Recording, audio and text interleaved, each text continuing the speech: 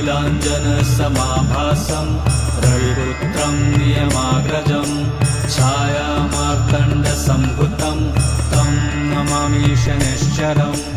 नीलाञ्जनसमाभासं रविपुत्रं नियमाग्रजं छायामार्तण्डसम्भुतं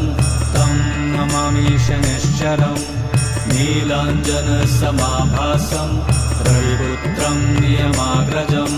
छायामार्तण्डसम्भुतं तं नमामि शनैश्चरम् नीलाञ्जनसमाभासं रविपुत्रं नियमाग्रजं छायामार्तण्डसम्भुतं तं नमामि शनैश्चरम् नीलाञ्जनसमाभासं रविपुत्रं नियमाग्रजं छायामार्तण्डसम्भुतं तं नमामि शनैश्चरम्